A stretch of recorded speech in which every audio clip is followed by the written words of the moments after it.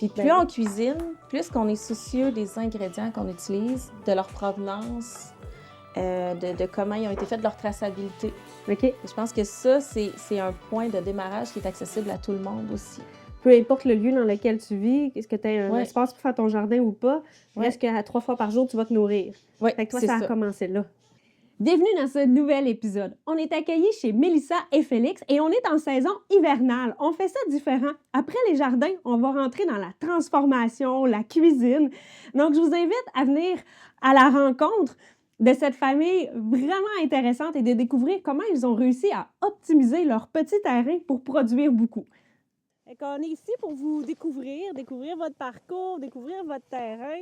Moi, je voudrais savoir, on est situé où géographiquement? Donnez-nous pas votre adresse exacte, là, mais on est où? Bien, on est au centre du Québec, donc un petit village près de Bécancour. On est à Saint-Pierre-les-Béquets, là, ça on peut le dire quand même. Moi, mon nom, c'est Félix Leblanc. Bien, mon nom, c'est Mélissa Lépine. On me connaît sous le Labo des Bees ou sous les Bees, qui était un blog à la base, qui a dérivé plus vers les réseaux sociaux avec le temps. Ben moi, qu'est-ce que je fais réellement? Écoute, je suis artiste. OK, on peut vraiment... Je suis plein de choses, OK? Puis je suis plein pas de choses. Mais ça, c'est une chose qui reste. Et c'est ce que je suis foncièrement depuis le début de ma vie, être un artiste. La passion de l'écriture. Dans le fond, c'était beaucoup d'écrit au départ. Puis c'est ça a transigé au fil du temps. Plus en communauté, on s'est créé une communauté à travers ça, fait que mon nom est devenu un petit peu plus effacé. C'est plus les Bees. C'est la famille, en fait. La famille, c'est les Bees. Ça fait que ça englobe plus que moi aussi. Qu'est-ce qu'on fait principalement? Ben, on essaye d'être autonome un petit peu au niveau de la culture des légumes, là, tu sais, ce qu'on aime cuisiner selon le moment de la saison. Il y a énormément d'herbes médicinales. Je pense que Mélissa s'intéresse aux herbes médicinales prioritairement, là, tu sais. Fait que, puis sinon, ben, les chèvres, c'est vraiment pour avoir du lait. Le fromage de chèvre m'intéresse, moi, puis j'ai hâte qu'on puisse avoir des bébés pour pouvoir faire du lait, tu sais. Mm-hmm. Ben, en quoi ça consiste, là, dans mon cas? Mon Dieu! C'est dans le fait d'imaginer, puis de réfléchir, puis de... Ça, c'est compliqué, là. Je pense que je suis un peu tout et rien à la fois. J'aime essayer des choses, j'aime expérimenter. Je recherche pas tant de finalité non plus. Je recherche pas de résultats parfaits. Donc, à ce titre-là, j'ai pas vraiment de titre. Je suis pas une boulangère. Je suis une mère, ça, c'est sûr. Faire une synthèse avec la grosse réalité qui se passe sur le rond d'en avant. C'est-à-dire, OK, on vit toutes des choses collectivement, tu sais, à titre de société. Comment est-ce que moi, j'arrive à le synthétiser? Comment est-ce que j'arrive à faire réfléchir en produisant des images? Produisant des images de ça. Tu sais, moi, je vais faire des images de ça pour, OK, faire état de l'époque dans laquelle on vit. Qu'est-ce qui nous préoccupe? Tout ce que je fais là, au niveau de l'art, au niveau de ce que je produis en termes d'images. Je suis un moulin image, je n'aime pas reprendre le terme, mais c'est ça, un Vitamix image, OK? Puis j'essaie de faire un remix avec notre réalité. Okay. Oui, je suis une femme aussi, mais je suis une femme mère. Je savais très jeune que je voulais des enfants. Donc ça c'était probablement ma première certitude. Avant de savoir ce que je voulais faire comme métier, je savais que je voulais être une mère. Puis à travers mon rôle de mère, je pense que ce projet-là, il s'est créé. À vouloir nourrir mes enfants, à vouloir leur créer des rythmes intéressants, bien, à vouloir pour eux, je me suis construit moi. Donc, c'est probablement le titre de mère qui me colle le plus, je pense. OK, ça... je ne sais pas si c'est bien dit, mais je cherche vraiment... je cherche quelque chose, puis j'essaie de le transmettre par mes dessins, parce que c'est le dessin. Moi, je suis vraiment dans le dessin principalement, et tu sais, c'est vraiment ça mon réflexe de base, c'est de dessiner. Si je dessine, puis depuis que j'ai 3 ans, je dessine systématiquement. C'est mon premier réflexe, là. Super. Puis, vous avez quand même un pâturage, puis c'est assez impressionnant ici, parce que la grandeur du terrain, on parle pas d'encre ou de l'eau à bois, là. Non, on a 22 500 pieds carrés. OK? Ça inclut la maison, puis le champ d'épuration, là, tu sais, qu'on ne peut pas utiliser OK. pour la culture. Ici, c'est des arbres fruitiers principalement. OK? Donc, on s'est servi de cette zone ombragée-là pour faire le pâturage, pour offrir de l'ombre aux chèvres. Mhm. Puis on utilise le devant du terrain pour faire le jardin parce que c'est là que c'est le plus ensoleillé. Vous Puis ça avez nous- oui. été capable quand même de construire un espace animaux. On a de l'espace Oui. pour 5 chèvres, à OK. peu près. Puis on a un espace d'isolement aussi pour le bouc. Fait qu'on est capable d'avoir un petit peu d'espace pour tout le monde. OK? Puis le jardin, on a grosso modo là, 30 par 75 de rectangles, là, OK. de planches, plus les arbres médicinales qu'on sert en plate-bande. OK. Puis autour de la maison, tu sais, on optimise, on a les rosiers en pourtour de maison, on a les hostas, donc tout ça, on les met dans les plates-bandes. Fait Fait que ça, qu'on c'est utilise en ça. plus. C'est que en le plus. 30 par 75. Oui, c'est ça. OK. Bien, on l'appelle notre maison œuvre d'art. Donc ça, c'est une maison qu'on a décidé de rénover, mais pied carré par pied carré, de prendre le temps de la regarder, d'essayer de voir qu'est-ce qu'elle avait à dire, qu'est-ce qu'on devait arracher. Tu sais, au début, on a dit que c'était comme une petite vieille trop maquillée. On a arraché des couches, on l'a remis à nu. On en a fait comme une toile blanche. Là, on est pas mal là. On est dans la toile blanche, puis là, on commence à avoir envie de donner des couleurs. C'est de l'impermanence. Il n'y a rien qui... Écoute, je vais reprendre je vais paraphraser Perry Farrell en disant, tu sais, sadness is a cloud, tu sais. Ben, c'est des nuages. Les nuages font que passer, tu sais. Fait que ici, on a des joies, on a des peines, on a des arrois, on a des euphories, on a une gamme, un spectrum très vaste de situations qui nous engendrent des émotions. Puis, c'est l'impermanence, c'est l'éphémère, c'est ça qui se passe ici. Donc, c'est sûr qu'on a décidé de traiter ce projet-là comme une œuvre. On est 2 artistes à la base, là. Donc, on a décidé de traiter la maison comme une œuvre. On a décidé de traiter nos jardins aussi comme des œuvres par composition, par modulation de couleurs, de hauteur, de texture, d'expression, comment s'exprime le jardin dans le temps. Mais la maison aussi, on essaye de la faire varier au fil des saisons. Donc, c'est une vieille maison de campagne qui est toute simple, qui est très humble. C'est pas la maison d'un notaire, c'est pas une ancienne banque. Là, tu sais, c'était une maison de famille. Puis, on a décidé d'y donner nos couleurs puis de la laisser s'exprimer. Fait que, tu sais, c'est ça. C'est pas un homestead. C'est vraiment une maison de famille. C'est une maison où les gens vivent, où les gens rient, où les gens pleurent, où les gens viennent se reposer, ont envie de créer. C'est tout ça qu'on voulait faire, dans le fond. Là, ça fait combien de temps que vous résidez ici, dans ce lieu de vie-là? Ça fait 6 ans. Ça fait 6 ans. Ouais. 2017, Ouais. officiellement. Puis avant, vous étiez Puis- sur un autre homestead, dans un autre... Même pas. Même pas. Non, on était en ville. Puis, à un moment donné, il a fallu partir parce qu'on voulait que nos enfants voient les étoiles, Ouais. puis voient les couchers de soleil, qu'ils voient... puis que ce soit agréable aussi de pouvoir jardiner. Je pense que c'était un peu ça l'objectif, puis avoir un labo pour vrai. Parce que c'est ça, hein, c'est des essais. Ouais. On essaye des affaires. On essaye tout le temps des affaires. On voulait voir jusqu'où on était capable d'aller, jusqu'où on était capable de se dépasser. On voulait aussi avoir une maison. On était tannés d'être en appartement. Ouais. On voulait avoir un lieu de vie qui nous ressemble. OK. On voulait le travailler, le rénover, le mettre à notre image. Ça, c'est important aussi. Ouais. Wow. Depuis quand qu'on est ici, en vérité, ça fait depuis, ma foi, 2017. 2017. C'est un coup de tête. On est arrivé ici. On l'avait visité auparavant. Vite fait, un soir, en noirceur, une de nos amies nous avait donné un livre pour venir. On n'avait pas d'auto. La maison, on l'a découvert, on cherchait. On cherchait pas, mais on regardait. Y a-t-il des maisons dans le secteur à vendre? On avait été en voir une, ça n'avait pas fonctionné. Puis celle-ci, on l'avait vue, on avait contacté la propriétaire, puis elle venait juste de la louer. Donc, elle dit, ça ne m'intéresse pas de la vendre, etc. Puis on a attendu. On a fini par être recontacté, mais le prix était plus convenable. J'ai travaillé beaucoup à une certaine époque, puis comme Icare montait vers le soleil avec ses ailes, montait avec des ailes pleines de cire vers le soleil, puis là, il voyait ses ses partenaires montés qui disaient « Hey, hey, toi, c'est cool, tu montes aussi vers la scène. Ouais, on va y arriver.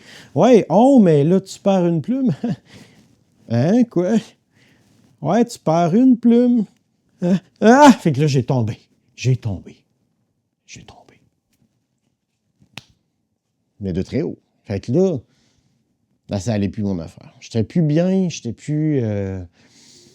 ça a été la meilleure solution. Vraiment. Pour moi.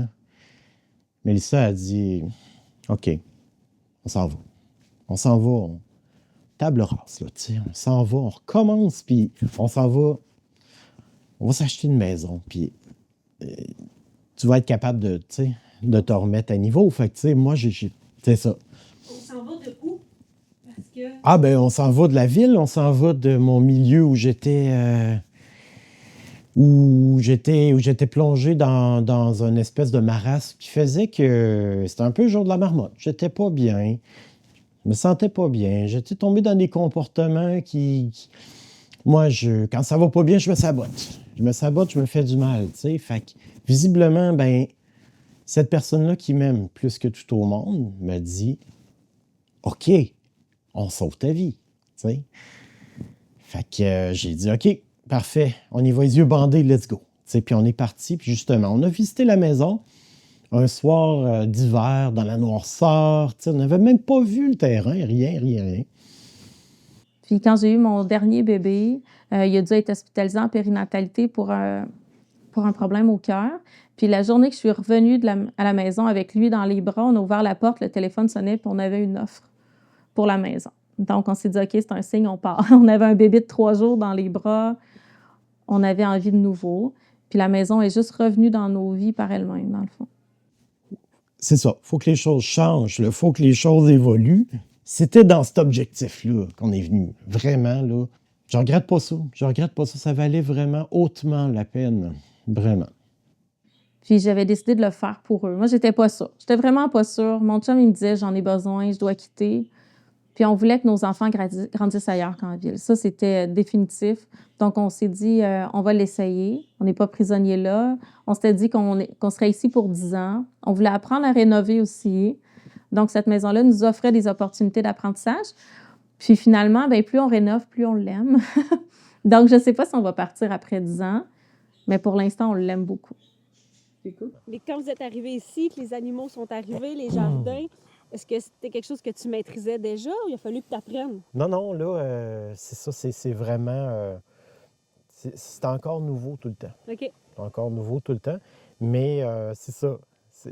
J'aime ça, j'aime l'impermanence. On vit les saisons pleinement quand on est ici. Bien, les deux, on fait toutes les tâches, mais on ne les fait pas ensemble nécessairement. Donc, parfois, mon conjoint s'occupe des animaux, parfois c'est moi, puis on n'a pas d'horaire. Le matin, on se lève, puis on dit « c'est-tu toi? Est-ce que c'est moi? » Mais on est capable de faire toutes les tâches tous les deux, puis on a des tâches préférées aussi. Donc, on fait juste séparer. Quand un n'est pas disponible, on prend le relais. Je pense qu'avec le temps, on arrive aussi à cerner peut-être que ce matin, mon conjoint est plus fatigué, laisse tomber, je vais y aller. On essaye de s'échanger ça. Mais on a pris toute la place tous les deux. On n'a pas séparé les postes. Tu sais, quand on a des enfants, là, on se demande si le deuxième, on va avoir autant d'espace pour l'aimer autant que le premier. Puis on apprend que finalement, l'amour, ça se multiplie. Mais je pense que la place, dans un couple, la place qu'on prend, bien, on n'a pas nécessairement à le diviser. Je pense que la place se multiplie aussi pour qu'il y ait de la place pour tout le monde partout. C'est de la façon dont on fonctionne. Oui, travail de teamwork. Je pense qu'on veille l'un sur l'autre. Constamment. C'est même pas un fardeau. C'est quelque chose de naturel. C'est une respiration. C'est devenu une respiration. C'est devenu quelque chose d'aussi limpide, d'aussi fluide qu'une respiration, le fait d'être ensemble. C'est un travail d'équipe, c'est plus qu'un travail d'équipe. Parce que les équipes, j'en ai une au travail, là. Mais tu sais... Mais non, mais vivre avec elle, je ne changerai absolument rien. C'est devenu du solide pour moi, là. C'est devenu de l'extrêmement solide. On ressent qu'est-ce que l'autre ressent et vice-versa. C'est ça. On est vraiment connectés. Puis, c'est ça. Je ne sais vraiment pas.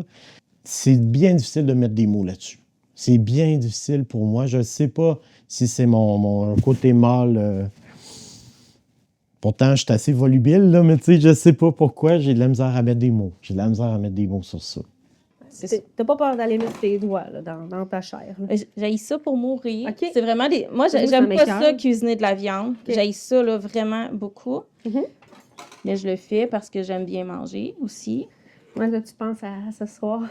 Fait que là, tu dis, OK, c'est bon, je vais y aller. Ben, tu sais, ça dure pas longtemps, là, quand même, avoir les mains dans la viande.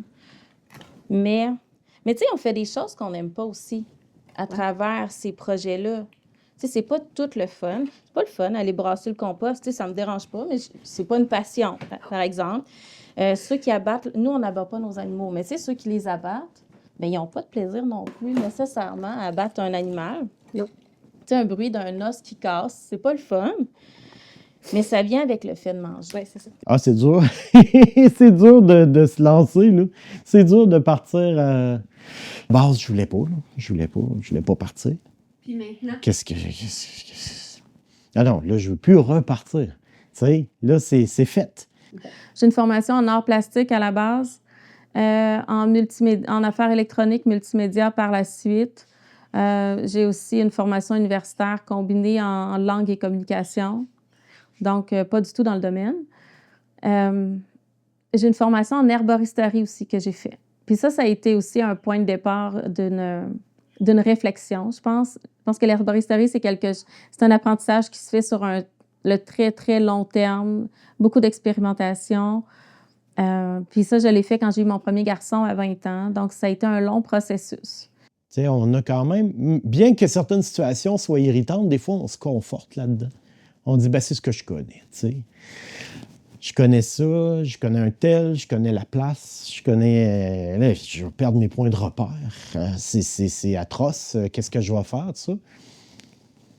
Je me suis fâché, j'ai dit, OK. Non, j'ai fait le move. C'est parce qu'à un moment donné, il faut risquer. Il faut risquer quelque chose. Puis c'est le risque qui m'a drivé. C'est l'envie du risque. J'ai une forme de témérité, un petit peu, je pense, en moi, qui aide à ce niveau-là. Il y en a qui se sentent bien dans le confort de ce qu'ils connaissent, ça, mais il y en a qui veulent s'auto-déranger. J'en fais partie, un peu. Mais ça a été un processus de reconnexion avec les aliments, avec les plantes qui s'est fait tranquillement. Puis ça, c'est sûr que ça a contribué. Quand j'ai quitté pour la ville, on a été 7 ans, je crois, en ville avec les enfants, mais j'étais pas heureuse. J'avais vraiment de la difficulté. Puis ça, c'était nécessaire. Cette confrontation-là, de me retrouver en ville, m'a permis de définir que j'avais besoin de la campagne. Je pense que j'aurais jamais apprécié la campagne autant que je l'apprécie aujourd'hui si j'avais pas été en ville. Donc, il y a eu la formation, mais je pense que c'est surtout l'expérience de vie qui a permis d'aligner le projet. Oui, tu sais, souvent, les gens ils vont dire c'est cher des poulets de grains, mais tu sais, nous, on est 6, là, puis on va faire 5 repas faciles avec ce poulet-là. OK. On va faire 6 à 8 litres de bouillon, puis on va faire la nourriture des chiens. OK. Fait Tu sais, avec un poulet, t'as des repas pour maintenant, pour la semaine. Tu fais un bouillon qui va servir à d'autres utilisations, puis tes chiens vont rester. Il reste rien, parce OK. que les os vont être réduits en purée à la Ça. fin. Donc, je pense que c'est rentable. Donc, tu vois, le poulet, on vient vraiment finir de le casser avec les mains. Donc, toute la surface qui est sur le dessus va devenir une peau qui est croustillante.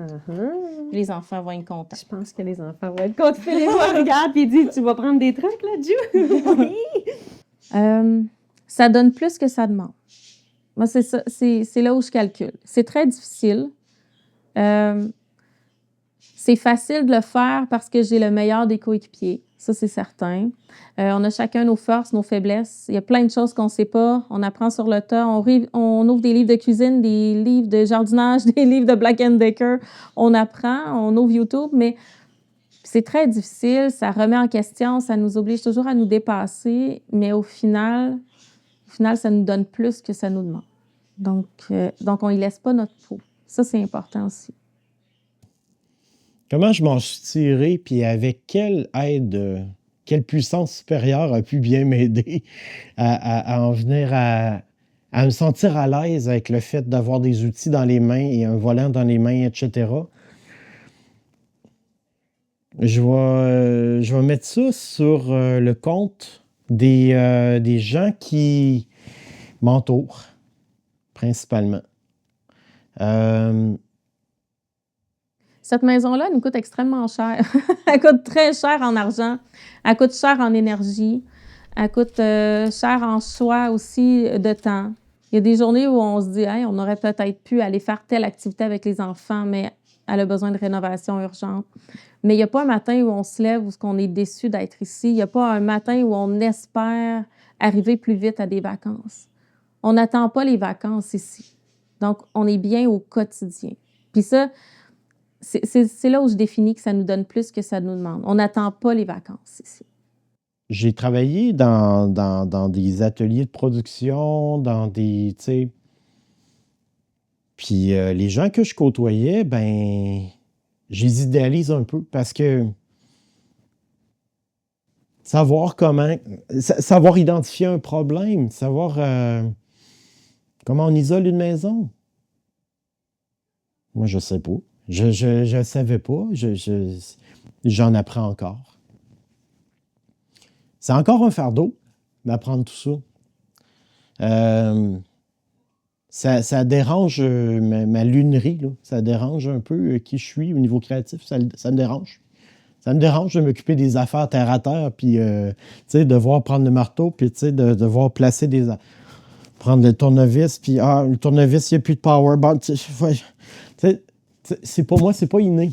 Mais je suis drivé par une motivation qui fait que je finis par le faire. Puis ceux qui m'ont le plus aidé, là, j'ai pas eu de formation pour faire ça. J'en ai pas eu. On dirait que ça n'existe pas. On dirait que ça n'existe pas. Peut-être que ça existe là, dans des cours de métier, puis de cégep, peut-être, peut-être, mais tu sais, je suis jamais allé au cégep. Je suis sauté direct à l'université. Vous comprenez? Je suis même pas... Je suis juste un intellectuel. Je suis juste ça. Mais j'ai eu quelqu'un qui est venu m'aider avec mes rénaux. Puis il m'a dit, ça, tu vas le faire demain. Tu sais, je voulais me poser une fan pour le poêle. Il dit, ça va dans ton ancienne cheminée, il va falloir que tu condamnes ton cheminée. Ah ouais, comment je vais faire ça? Ça, tu vas prendre du ciment, tu vas aller le mettre là. Mais avant, vu que c'est un gros morceau, il a pris le temps de le faire. Et ça, j'en suis hautement reconnaissant. Ça j'ai une gratitude extrême envers ceux qui ont pris le temps de me le montrer. Il n'y a personne qui n'a rien fait à notre place ici, mais on a demandé du counseling parce qu'on voulait le faire nous-mêmes. Donc, on a cherché, mais on s'est trouvé un contracteur qui accepte notre vision de la maison puis qui vient nous donner un peu les grandes lignes de ce qu'on doit faire, qui nous accompagne, mais qui ne vient pas faire les choses. On questionne beaucoup les gens, les aînés autour sur comment ils jardinaient. Puis évidemment, on ne le fait pas de la même façon, mais on peut combiner ça avec ce qu'on va chercher dans des livres, ce qu'on va chercher dans des formations d'appoint, puis on arrive à faire quelque chose qui nous ressemble. Mais il y a des beaux noms au Québec, là. Dominique Lamontagne nous a beaucoup inspirés. Le Jardin Vivrier nous a beaucoup inspirés. Puis après ça, il y en a aux États-Unis aussi. Il y en a en Angleterre, Charles Dowding. Donc, puis je vais autant dans l'horticulture, dans l'herboristerie. Moi, j'adore Beatrix Potter. Donc, ces jardins me font envie aussi. Donc, on va chercher... on est des artistes à la base, hein, donc on va chercher autant dans la littérature. Les 4 filles du Dr. March m'inspirent beaucoup par leurs tablés, mais les tablés sont à la base de ce qu'on décide de planifier pour nos jardins aussi. Donc, on va s'inspirer beaucoup dans le culturel, puis dans l'imaginaire, puis on essaye de transposer après ça dans la réalité. C'est comme ça qu'on fonctionne, je pense. Wow. Comment vous sont intégrés les enfants justement au mode de vie ici? Est-ce qu'eux, ils ont leurs petites tâches? Au niveau des animaux, c'est toi qui fais ça tous les matins? Comment ça fonctionne? Bien, ça aussi, ils ont des affinités. Oui. Il y en a qui ont plus d'affinités avec les cailles, par exemple. Il y en a que c'est les poules. Il y en a qui aiment ça aller donner de l'eau. Il y en a qui aiment plus faire manger dans leurs mains. Tu sais, ça va dépendre. On essaie d'y aller avec ce qu'ils aiment faire parce que c'est pas leur projet. Tu sais. À la base, c'est notre projet, puis on les embarque là-dedans en tant que parents. Il faut être conscient de ça. Mais quand ils ont une affinité avec une tâche, quand ils ont envie de faire quelque chose, on les intègre, on essaye de leur montrer aussi. Même s'ils n'aiment pas ça, on essaye de les éduquer sur ce que ça représente. OK. Mais ça reste notre projet. Ils se sont fait embarquer là-dedans à cause de nous. Puis ça, je pense qu'il faut Puis, respecter ça aussi. moi, je reviens à l'idée des animaux, là, mais tu sais, quand les enfants, il y a un volet observation, il y a des animaux. Tu sais, l'observation, comme le disent beaucoup, certains, est super importante. C'est juste d'observer, OK? Puis lui, tu sais, Elias, ben c'est ça. Il voit qu'une poule va pas bien. Il peut les reconnaître. OK. On ne les reconnaîtrait pas tout le temps, nécessairement, d'une à l'autre, mais lui, il sait. Il peut quasiment leur donner leurs petits noms. Puis, tu sais, il va me dire, hey, il y en a une telle là, que je l'ai regardée longtemps, puis elle a une patte qui boite, puis hop, finalement, un bumblefoot, tu sais. OK. Fait que, c'est ça, ils sont doués pour l'observation des animaux. Attends, Ça, ils prennent ça en charge énormément. Mmh. C'est ça, c'est pas négligeable de s'asseoir puis de regarder nos animaux. Ça, on le fait pas assez. On le fait pas assez, tu sais. Wow. Oui, bien, nos enfants s'intègrent du fait même qu'ils sont comme un petit peu conscientisés de ce qui se passe. Comme j'ai dit, là, tu sais, on prend soin les uns des autres, tu sais, comme ça, là. Les enfants, là, dans des projets comme ça, ils sont un peu garrochés contre leur gré là-dedans, même qu'ils aiment ça ou pas. Hein.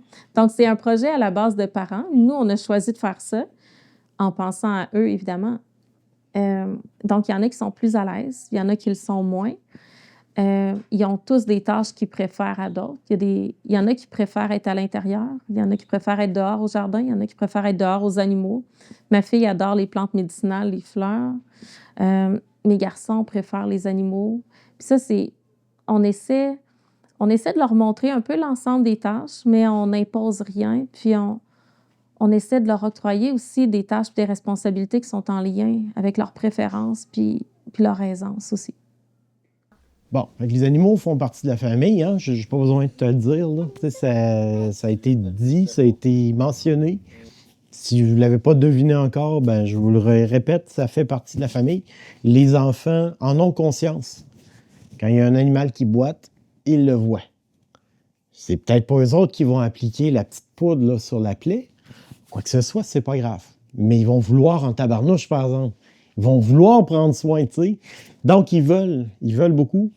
Ils s'impliquent, mon Dieu, naturellement dans le procédé. Ça s'implique naturellement. C'est la petite poule, là, en tout cas, on en a une douzaine, de Chanticleer, mais tu sais, il y en a une qui s'appelle Speedy. Ben, Speedy, c'est la sœur. C'est notre sœur, là. C'est comme une de nous, tu sais. C'est un prolongement de nous-mêmes, les animaux, tu sais. Bien, le plus petit, il est arrivé ici très tôt. Puis pour lui, c'est beaucoup plus naturel. Donc, je te dirais que c'est presque le contraire. Si on parle de tâches en lien avec le homestead, le plus jeune, je vais lui dire un mot et il sait très bien de quoi je parle. Pour les plus vieux, c'est moins naturel. Donc, pour eux, il faut prendre le temps de leur montrer et de leur expliquer. Mais le plus jeune, il était en portage, puis il me suivait partout. Il me suivait aux poules au jardin. Il le fait avec la même vision que moi parce qu'il était dans mon dos. Donc, c'est pas une question d'âge, je pense. Il y a une question de personnalité aussi. Mais c'est sûr qu'il faut prendre le temps de leur montrer. Ça, c'est important, puis ça fait partie de l'investissement qu'on fait ici. Dans les poules, ils ont 2 volières, une pour les bantams, puis une pour les poules Chanticleer, qu'on aime beaucoup aussi, qu'on ne fait pas cohabiter à cause de la différence de grosseur. Là, on essaye de leur donner chance égale. Vous avez quand même l'espace d'avoir des poules Ouais. et des cailles et des chèvres Ouais. sur ce, entre guillemets, petit Ouais. terrain. Oui. Vraiment oui. intéressant. Oui, c'est pas immense, là. Bien, c'est un choix éducatif. On a fait le choix d'éduquer nos enfants, puis c'est la prolongation directe aussi, je pense, de prendre la responsabilité de les entraîner puis de les éduquer à leur rythme, là, dans tout ça. Nos enfants développent leurs apprentissages en rapport à leurs intérêts, là. Tu sais, si un de nos enfants va triper sur la nature, ben Mélissa va monter un programme qui consiste à aller chercher transversalement toutes les matières, mais avec ce noyau d'intérêt-là. Mes enfants sont habilités, très habilités, les 4, là, à reconnaître leurs limites au niveau de la santé. Donc, ils le savent très tôt qu'ils vont être malades. Ils le savent avant, dès les premiers symptômes. Ils savent très tôt qu'ils ont poussé trop loin, qu'ils sont fatigués, qu'ils ont besoin d'aller dormir. Donc, ça, c'est une fierté là, aussi d'avoir des enfants qui reconnaissent leurs limites, qui reconnaissent leur rythme, mais ils reconnaissent aussi de quelle façon prendre soin d'eux. Donc, mes enfants sont capables de sélectionner une tisane, sont capables de dire « j'ai besoin d'un bain et de tel sel dans mon bain ». Puis ça, bien, ça n'a jamais été enseigné. C'est juste qu'au fil du temps, ils se sont habitués, ils ont perçu qu'est-ce qui leur faisait du bien. Donc ça, c'est d'avoir des enfants qui sont capables de prendre soin d'eux, ça, c'est extrêmement valorisant comme parents. Moi, si j'avais eu cette chance-là de le faire, je ne sais pas où j'en serais au niveau de ma créativité, au niveau de ce que j'aurais développé. J'ai eu le chemin traditionnel que beaucoup d'entre nous ont eu, mais là, mes enfants développent vraiment leur force, là, tu sais, c'est ça. Sans être dilués par quoi que ce soit, censurés, recadrés, ils le font librement. Par la suite, ben, des enfants qui s'adaptent, là. De voir des enfants qui ont une capacité d'adaptation, qui sont capables de réagir face à un imprévu, face à quelque chose qui vient leur mettre des bâtons dans les roues, face à quelque chose qui change les plans sans être déstabilisé à outrance, ça aussi, c'est important. Ça, je pense que c'est la base. Après ça, ben, il y a plein de choses, là. Mes enfants sont capables de désherber le jardin mieux que moi à leur âge, là. Moi, j'aurais tout arraché. Eux, ils sont capables de reconnaître qu'est-ce qu'il faut arracher. Ils sont capables de reconnaître un animal malade en l'observant très tôt aussi. Donc, ils vont voir un changement comportemental chez un animal parce qu'ils les observent beaucoup. Puis, ils prennent le temps. Nous, des fois, on n'a pas le temps de faire ça. De s'arrêter puis de passer une demi-heure à observer les poules. Les enfants, ils ont le temps de s'asseoir avec les poules, puis eux vont venir nous dire « Je crois que cette poule-là, elle ne mange pas. Je crois qu'elle se retire. » Donc, ça, c'est une grande aide aussi. Tu sais, il faut penser que c'est le fun d'avoir beaucoup d'animaux, mais c'est pas juste l'entretien. Tu sais, nous, on a de l'espace pour 5 chèvres. Si on compte un bouc, bien, le lait de 4 chèvres par jour, ça commence à faire du lait. C'est-à-dire que c'est pas juste le lait qu'on boit. Il faut trouver le temps d'apprendre à le transformer. Il faut trouver le temps de le transformer, mais il faut le stocker aussi. C'est beau faire des fromages, mais on ne mange pas juste ça, donc on ne peut pas tout mettre dans le frigo. Éventuellement, on voudrait se faire une chambre froide, mais on ne l'a pas encore. Donc, je pense qu'il faut que les projets d'installation se construisent au même rythme que nos connaissances, premièrement, puis que nos capacités à entreposer tout ça, parce que c'est important de conserver cette nourriture-là. On travaille fort. Bien, notre indépendance, on va la chercher à travers nos besoins. Je pense que notre autonomie va s'inscrire beaucoup là, dans un processus au fur et à mesure que les besoins vont grandir, les besoins de la famille, les besoins contextuels aussi, là. Donc, au départ, on a commencé avec des poules, comme plein de gens. On a eu 4 poules, dont 2 étaient des coqs. Tranquillement, pas vite, on a ajouté des poules, puis on a grandi le cheptel. On a appris à incuber aussi.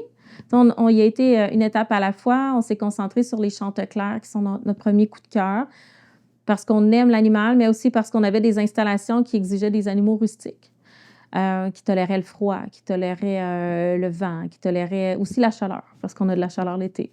On voulait quelque chose de pas trop compliqué. Par la suite, on a ajouté les cailles au niveau des volailles pour les œufs, parce qu'on n'abat pas d'animaux ici. Puis cet été, on a ajouté des petites poules un petit peu plus, des bantams, donc des barbus d'ocul, des soyeuses, qui sont plus des animaux de compagnie, je dirais. Donc les enfants aiment ça les manipuler. Ils sont beaucoup plus faciles à manipuler pour les enfants que nos belles grosses chanteclaires. Puis en même temps, bien, les chanteclaires vont veiller sur les petites. Donc ils se sont fait un écosystème, une hiérarchie super intéressante. Depuis 1 an, on a des chèvres aussi, donc on les a eu bébés. On les a bercés, on a dormi avec elles pour pas qu'il y ait froid. Puis maintenant, bien, ils sont rendus adultes. Puis nous, on a deux chèvres puis un bouc. Là, les chèvres, bien, à leur tour, sont rendus des presque mamans. Donc, on va commencer bientôt à avoir du lait. C'est ça l'objectif. Pour les jardins, bien, on n'est pas 100% autonome. On essaye de viser une autonomie pour les plantes médicinales, principalement. On a certains légumes qui nous tiennent à cœur, la tomate, par exemple, qui prend beaucoup d'espace là, dans notre histoire familiale, mais aussi dans notre cœur puis dans nos assiettes. Tout ce qui est pommes de terre, oignons, bien ça, on n'a pas d'autonomie. On a fait des choix parce qu'on a une petite surface. Donc, on y va avec nos préférés, ce qu'on aime cultiver aussi. On a toujours un attachement, puis aussi ce qui est difficile à trouver. Donc, on essaye de... Parce qu'on est gourmet, on aime ça, avoir des bonnes choses qui ne sont pas toujours accessibles. Donc, on essaye de prioriser à ce niveau-là. Puis là, on met un peu de citron. On aurait pu mettre du vinaigre de cidre, mais nous, on aime beaucoup le citron. Mais tu sais, si on veut être plus local, ou on y va avec ce qu'on a, puis on est presque prêt à le mettre au four. Déjà. Fait que c'est pas long. Non, c'est pas long. Tu sais, quand on dit que cuisiner, c'est long, Non, bien, pas long. pas tout le temps. Puis, En Josane. on peut se compliquer la vie là, en cuisine. On peut. Mais on peut faire ça simple puis bien manger. Donc, on fait juste venir. Et citron, Le badigeonner. sel, poivre, huile. Tu sais, l'idée, c'est que si on a des bons ingrédients à la base, ça nous prend beaucoup moins de flafla après. Tu sais, des herbes qui goûtent, qui sont fraîches, là, séchées de l'année ou fraîches. Ensuite, des bonnes huiles. Un animal, là, une viande de qualité. Donc, tu sais, c'est toujours ça, des épices de qualité aussi, là. Puis dans les épices de qualité, justement, tu sais, moi, j'ai découvert ça par tes différents comptes. Tu disais que tu vivais en ville sur un balcon, que tu avais développé quand même beaucoup de saveurs qu'avec les fines herbes et les fleurs. Oui. Mais oui, c'est ça, c'est facile. Les fines herbes, ils viennent pas toutes immenses. Il y en a plein qui se rendent dans la maison aussi. Donc, tu sais, d'avoir de la menthe, d'avoir du basilic, de l'aneth, de la coriandre. Tu sais, la coriandre, elle pousse rapidement. On peut en faire plusieurs fois durant l'été. Puis, on peut récolter les graines, les feuilles, les fleurs. Le persil, ça pousse facilement. Nous, le gingembre, en ville, on le faisait pousser en dedans, à l'année. OK. Donc, on avait le gingembre. Donc, tu sais, tout ça, c'est des saveurs qu'on peut aller chercher vraiment facilement. Moi, ce que j'ai beaucoup aimé aussi, les plantes séchées l'année passée, c'est que je les laissais, tu sais, je les oubliais à la limite. Là. Ouais. J'avais mon origan puis ma menthe qui ont séché. Puis, à un moment donné, je les ai oubliés. Puis ça n'a pas été grave, j'ai rien perdu. Ça prend tellement pas d'espace. Puis t'en as jusqu'en juin de l'année d'après.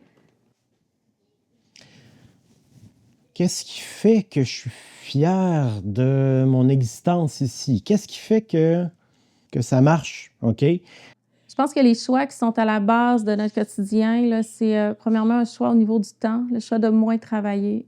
C'est la base de notre connexion avec nos enfants, de la connexion dans le couple aussi. C'est ce qui nous permet de grandir un peu dans une... Pas en parallèle, mais ensemble.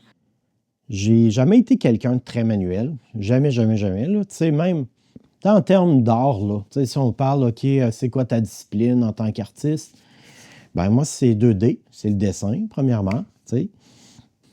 Je ramène ça à cette comparaison-là pour dire qu'est-ce qui me rend fier dans tout ça, c'est que je réussis à faire les choses en 3D ici. OK? Bon, ben j'apprends sur la plomberie. Ah, OK.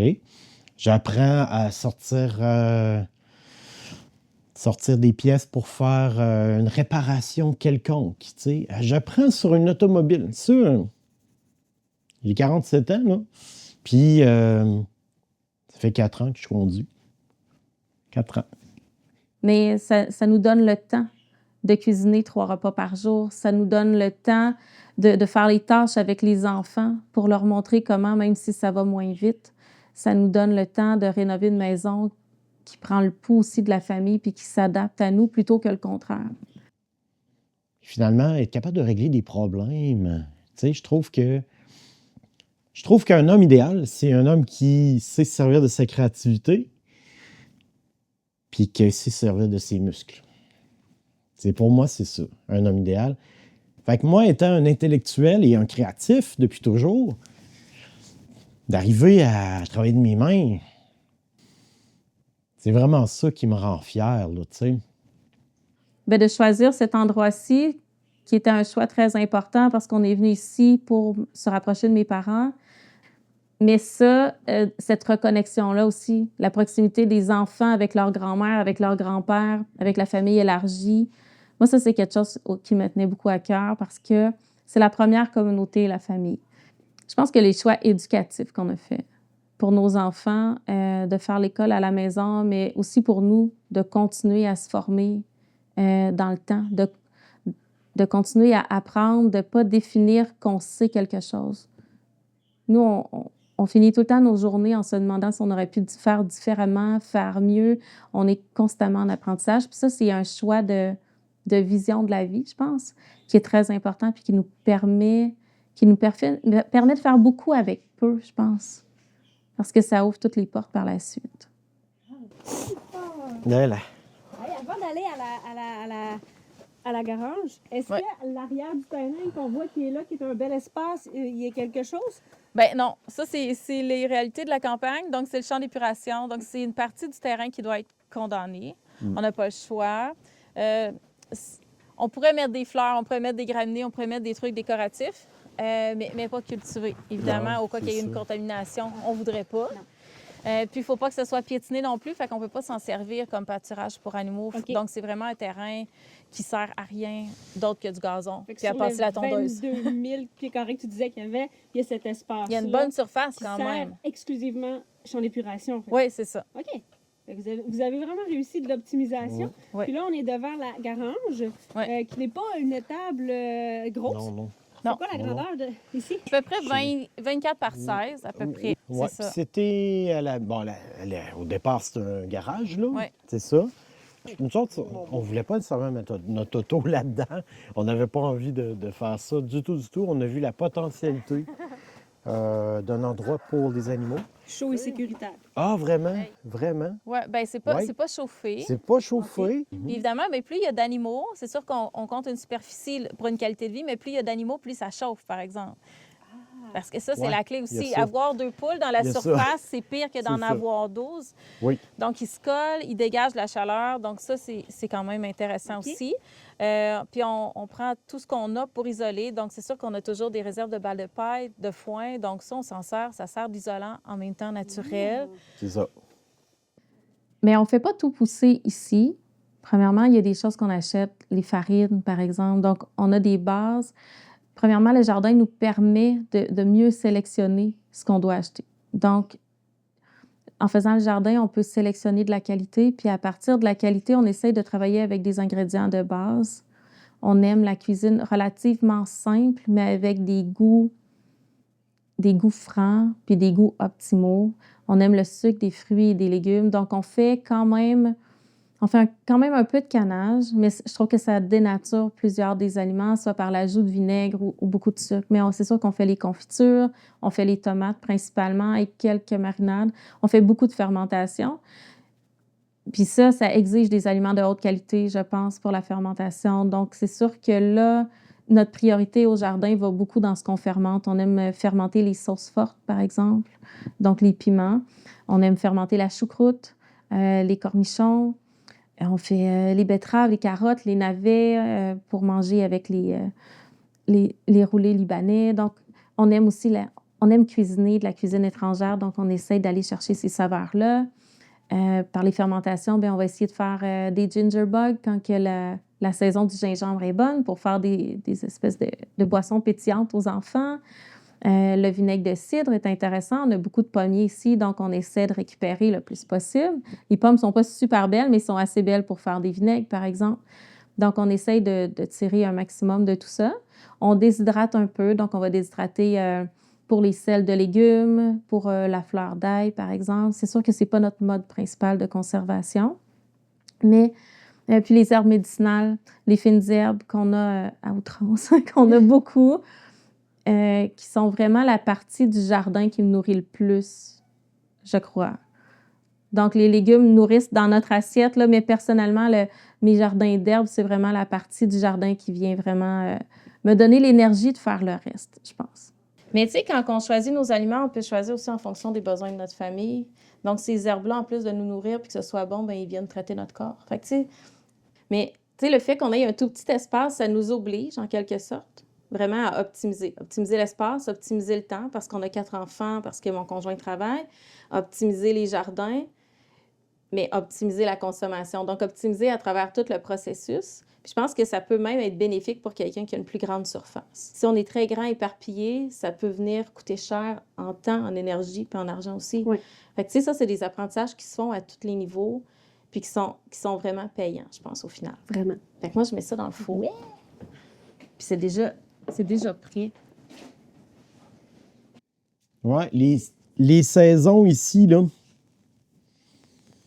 Moi, là, je vais tout de suite te dire que il y a une sonnerie d'alarme qui crie au printemps.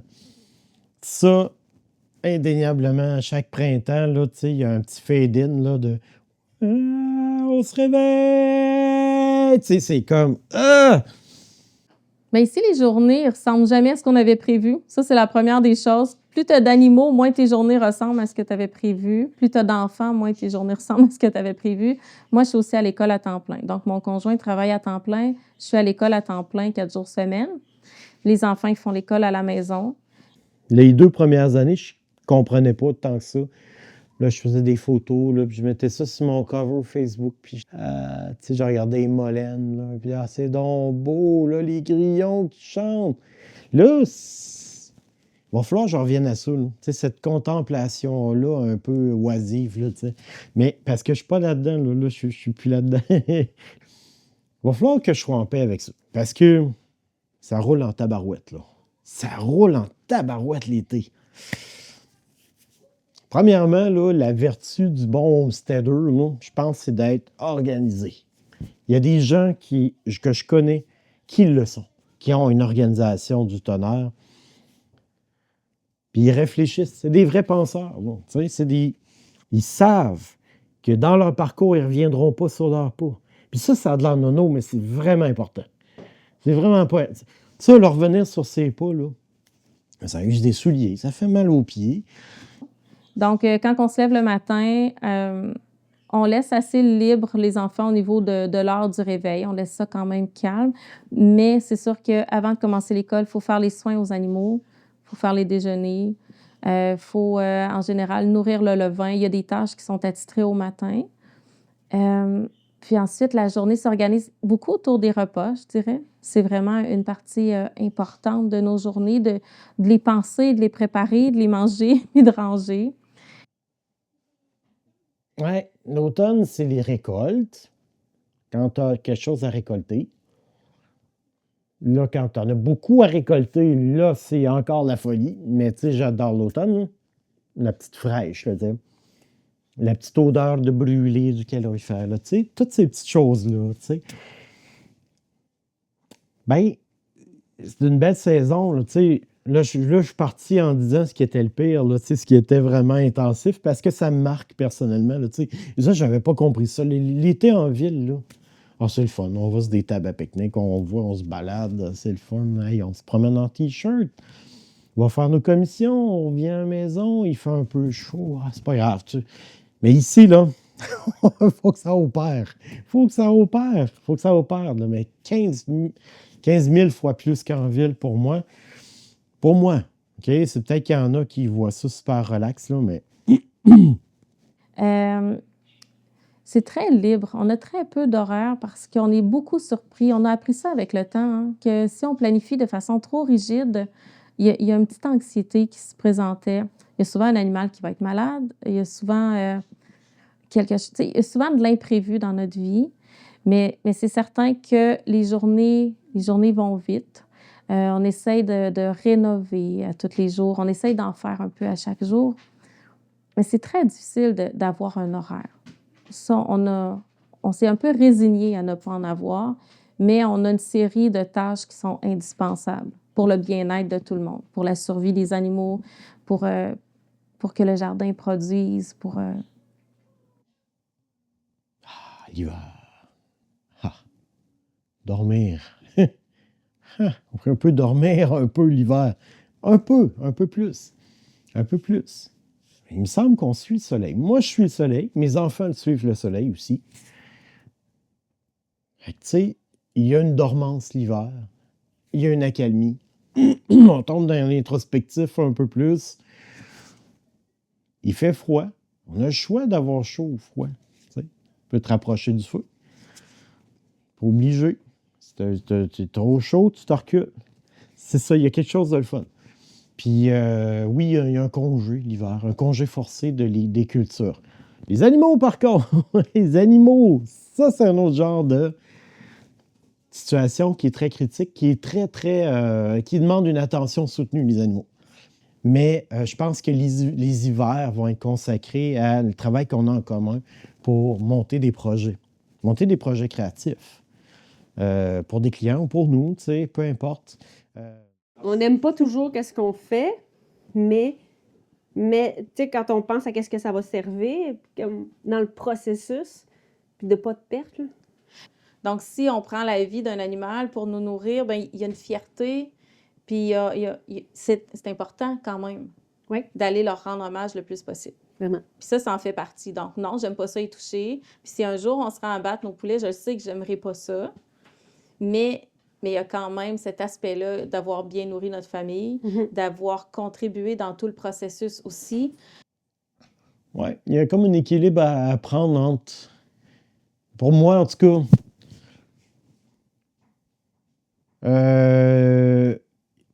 il y a à être riche de temps, il y a à être riche en argent, OK?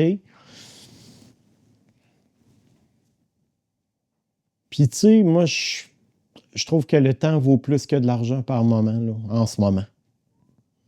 Je ne sais pas si c'est parce que je prends de l'âge, là, peut-être. Peut-être que c'est parce que je deviens comme vieux. La richesse, c'est relatif quand même. On est très riche en temps. On est très riche de confiance gagnée au fil du temps, puis on ne l'a pas toujours eu, là. Mais ça, cette confiance-là en nous, on l'a gagnée. Cette confiance-là enlève de la peur aussi. Tu sais, si les conditions sont plus favorables, s'il y a une crise économique, je pense qu'on a beaucoup moins peur qu'on aurait eu peur il y a 10 ans, le nous d'il y a 10 ans. J'aime mon travail à l'extérieur de la maison, je l'adore. J'adore mes collègues, j'adore ce que je fais. Je m'en passerai pas. Je m'en passerai pas parce que ça me fait du bien aussi de travailler, là. C'est ça. C'est ça. Faut que je vous le dise, là. C'est ça. Je suis en sort du sac, mais j'aime ça travailler. J'ai réalisé que le temps me manquait pour faire tout ce qu'on veut faire. Et même plus. Tu sais, quand j'ai donné un livre à notre plus vieux, puis j'ai dit, hey, regarde les maisons là, tu sais. Ils sont habités très partiellement à chaque jour, tu sais. C'est bizarre, c'est des grosses maisons qui coûtent cher, mais les gens n'habitent pas. Parce qu'il faut qu'ils travaillent. Et moi, c'est un paradoxe pour moi, là, ça, là, tu sais. Disons qu'on est 24/7 ici, il y a toujours une lumière allumée ici, là. Tout le temps, tout le temps, tout le temps, tout le temps, tout le temps. Bon, ça, c'est un autre extrême. Mais passer mon temps à travailler pour pas pouvoir prendre le temps à ma vie, tu sais, non, tu sais, c'est ça, là. Non, je travaille pour vivre, là. Je travaille vraiment pour vivre. Ça c'est clair. Puis ce temps-là, bien, ça nous permet de voir nos enfants grandir énormément. Ça, c'est la plus grande richesse. On a des enfants qu'on voit grandir, on a des enfants en santé, puis nous, on est en santé.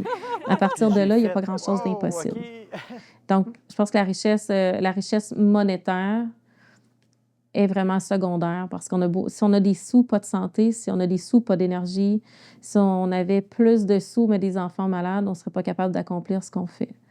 La proportion travail-maison est bonne. Pour moi, elle est bonne, elle est excellente. Fait que je suis aux anges là, en ce moment. Mais c'est ça. Pour moi, le temps vaut bien plus que de l'argent au bout du compte, là. Mais tu sais, être millionnaire, là, sais-tu quoi? T'as juste 24 heures, pareil. T'as juste une santé. C'est bien beau, les millions, là. Je sais, oui, ça donne des choix, là. Ça change pas le monde, sauf que... Mais tu sais... Non, quand même, là, tu sais, le temps. Puis au niveau des sous, ben, tu sais, je pense que c'est important d'en parler. Ça coûte des sous faire des projets comme ça. Puis ça fait partie des choix que nous, ben, tout est investi dans notre projet de vie. C'est un choix qui a été fait puis qui est important aussi de réaliser qu'en voulant faire cette vie-là, ben, il y a des choix monétaires à faire pour la plupart des gens, en fait. On le sait qu'il y a des choses qui peuvent disparaître du marché. Tu sais, on l'a vu dans les dernières années. Oui. Donc, on peut compter sur le système, mais on ne peut pas en dépendre, je pense. Donc, il faut avoir un plan B. Donc, soit qu'on change notre alimentation, par exemple, ou soit qu'on trouve des moyens de se procurer des aliments en cas de disparition du marché, par exemple. Moi, je n'ai pas de regrets. Quand je pense à mes enfants, je vois qu'ils grandissent vite, mais je les ai vus grandir. J'ai tellement entendu quand j'étais jeune des gens qui disaient les enfants grandissent tellement vite, on les voit pas grandir. Moi, je les ai vus grandir, mes enfants. Ça, j'ai pas ce regret-là. Ouais, je les ai vus grandir, je les ai vus s'épanouir. Quand ils sont tristes, je sais parfaitement ce que c'est. Donc, je suis aux premières loges. C'est pas pour tout le monde, mais moi, c'est là où je suis bien. C'est un lieu où je suis bien avec eux. J'aime ça créer une maison qui leur ressemble aussi, de prendre le pouls de façon minute par minute, là, d'être toujours là avec eux. Ça me permet vraiment de construire cet environnement-là qui est à l'image de qui on est. Donc ça fait partie du processus. C'est pas toujours facile, c'est certain, mais je me suis jamais questionnée si j'étais à la bonne place quand je suis avec mes enfants. Je me suis questionnée pour la carrière. Pour les enfants, je me suis jamais questionnée. Je me suis toujours sentie à la bonne place au bon moment. Quand je vois ce qui se passe, j'ai un sentiment de... Je me dis, OK, tout est c'est pas parfait, c'est pas idyllique, c'est pas, tu sais, c'est pas un roman où ce que tout... ou un film où tu vois que les intérieurs sont tous parfaits, puis tout est aménagé, tout est à la bonne place, le coussin est à la bonne place sur le divan. C'est pas ça que je recherche. Je recherche simplement, égocentriquement, là, la réalisation de moi-même, là. OK? Puis oui, je me sens... c'est ça, c'est un sentiment de fierté, c'est un sentiment d'accomplissement que je vis quand j'ai monté quelque chose que je ne croyais pas possible. Vraiment. Puis ici, on a grossi très vite au début. On a tout placé, puis on s'est rendu compte que ça ne marchait pas. OK. Parce que ça ne convenait pas, c'était pas... Tu sais, il y a de l'ergonomie qui se gagne avec l'expérience. On veut faciliter les tâches pour nous, pour les enfants. On veut faciliter les déplacements. On veut que tout soit sécuritaire. C'est beau avoir plein de moulés, mais on ne veut pas attirer des rongeurs. Donc, il y a un aspect de biosécurité aussi. Des fois, il y a des virus, il y a des mortalités animales. Il faut savoir quoi faire avec. Et pourquoi ça arrive? Oui, c'est ça, il faut prendre le faut temps comme de se vraiment, questionner. bon, OK. Commencer maintenant. De ne pas dire quand je vais avoir ça, je pourrais commencer, de commencer maintenant avec ce qu'on a. Je conseille simplement d'être à l'écoute. Vraiment, là. D'être à l'écoute. On pense qu'on le sait. Moi, je pense que je le sais, puis je ne sais pas. Mais Mélissa me le dit. Elle dit, voyons, tu ne m'as pas écouté. Je te l'ai dit. C'est ça, il fallait faire ça comme ça. Je vais le faire à ma tête. Il n'y a pas de grande étape là-dedans. Il y a juste des pas, un à la fois. Donc, c'est vraiment une route qu'on marche. C'est pas une route c'est pas une autoroute. C'est vraiment une petite route de campagne qu'on marche. Des fois, on pogne des cailloux. Des fois, c'est pas parfait, mais on peut commencer partout, n'importe quand. Avec de l'eau et de la farine, on peut faire un levain, tout simplement. Ça n'a pas besoin d'être compliqué. On n'a pas besoin d'avoir la meilleure des farines. On peut essayer. À la limite, ça ne marche pas. Puis être capable de se mettre, de mettre nos propres suppositions de côté. D'être capable de s'ouvrir à ça, là, puis à ce que les autres vont nous amener. J'en dois beaucoup aux autres. J'ai pas beaucoup inventé, là. Pas inventé grand-chose. Je dois beaucoup, beaucoup, beaucoup aux autres.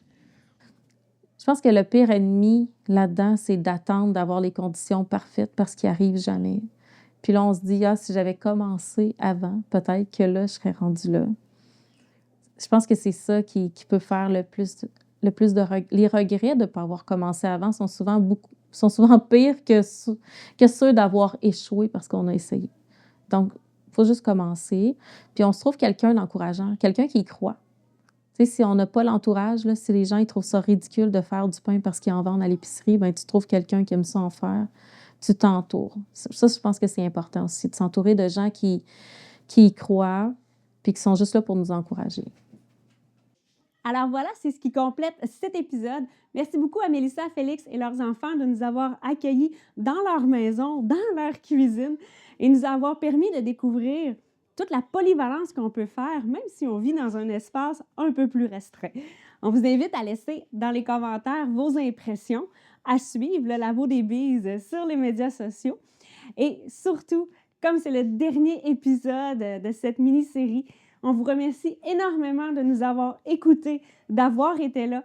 On espère avoir semé des graines pour vous inciter à faire un pas de plus vers qu'est-ce qui vous intéresse, vers la protection de la nature, vers créer sa nourriture soi-même.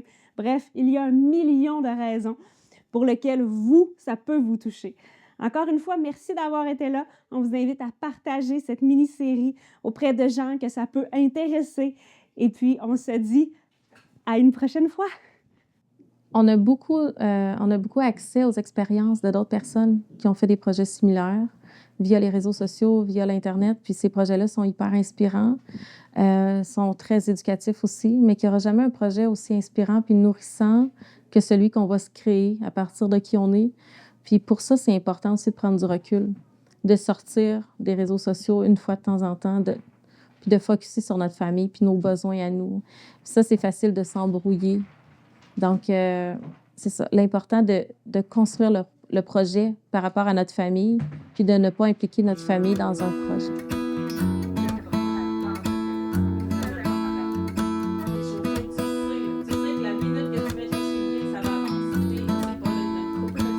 En bikini, qui font leur vieille grincheuse avec une margarita, là, tu sais, qui